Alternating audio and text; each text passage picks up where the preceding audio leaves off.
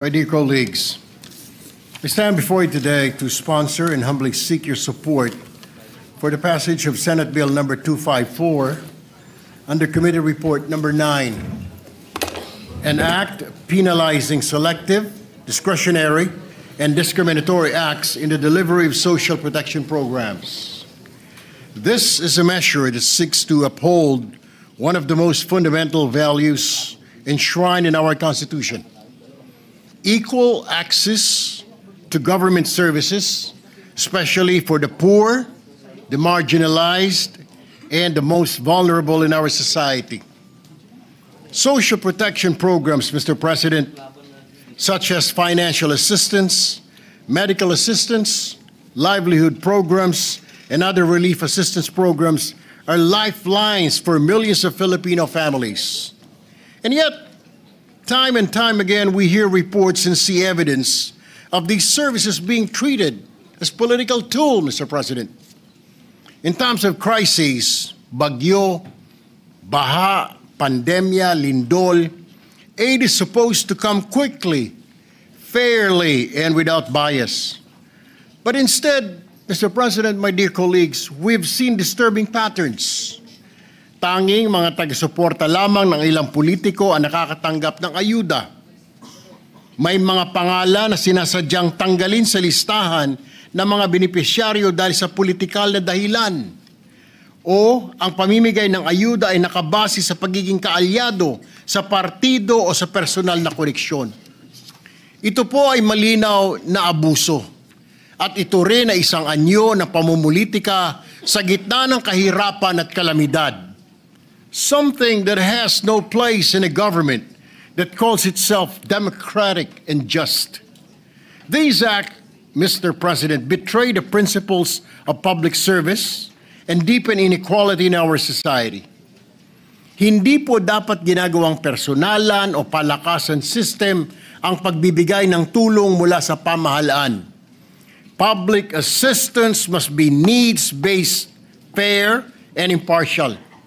Layunin po ng panukalang ito na siguraduhin walang Pilipino ang naiiwan at walang kapangyarihan na inaabuso. It doesn't matter kung ano ang kulay mo. Kung ikaw ay pula nung halalan, ang nanalo ay berde, dapat meron ka ring ayuda dahil kinakailangan mo. Kung ikaw ay puti, ang nanalo ay itim, dapat mabigyan ka rin ng ayuda o ng tulong ng pamahalaan because public service doesn't have color, Mr. President. Dapat wala pong kulay ang pagtulong. This proposed measure seeks to penalize selective, discretionary, and discriminatory implementation of social protection programs.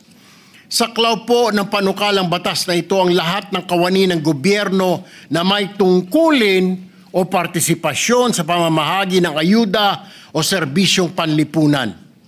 Malinaw po na ipinagbabawal ng ating panukalang batas ang mga sumusunod.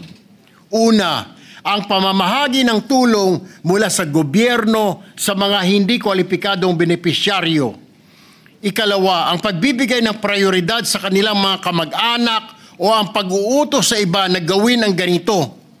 At ikatlo, ang sadyang pagtatanggal o hindi pagsasama ng mga kwalipikadong benepisyaryo sa pagtanggap ng ayuda mula sa kanilang mga lokal na pamahalaan o ahensya ng gobyerno.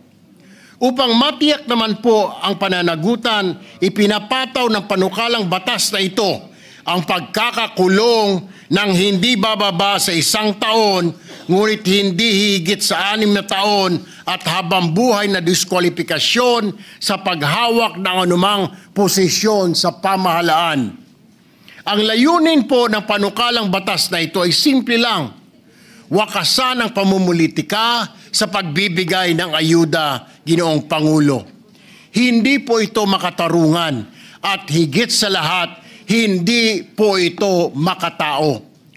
When we allow politics, Mr. President, to sip into the distribution of social support, we distort the very purpose of government, which is to serve all, not just a few of chosen few. Let us build a culture of fairness, accountability, and dignity in governance. I humbly urge my colleagues to support the immediate passage of this measure to ensure that every Filipino, regardless of political color, race, or religion, is given the support they need when they needed it most. Maraming salamat po, Ginoong Pangulo. Thank you very much, Thank you. Mr. President. Majority Leader, yes. Mr. President, to allow our colleagues to study this further, unless there are other co-sponsors, I move to suspend consideration of the measure. Any objection? Hearing na. Senator Padilla, raising your My hand. apologies, it's not he, yes. Senator Robin Padilla is recognized. Robin Hood Padilla. Before we act on the motion. Maraming salamat po. Maraming salamat po, Ginoong Pangulo, at sa ating pinunong mayurya. Assalamualaikum. Magandang araw po. At sa lahat po ng ating kagalang-galang kasama sa Senado. Ako po ay tumatayo ngayon upang buong puso po akong maging co-sponsor ang Senate Bill number 254 sa ilalim ng Committee Report number 9. Alam niyo po mga kababayan, ako po ay masyadong apektado dito mga nakaraang araw sapagkat halos lahat po ng sakuna ay nandoon po tayo at personal po tayong dumalo sa kalagayan ng ating mga kababayan. At napansin po natin talaga na meron po talagang napakasamang sistema sa atin ng politika.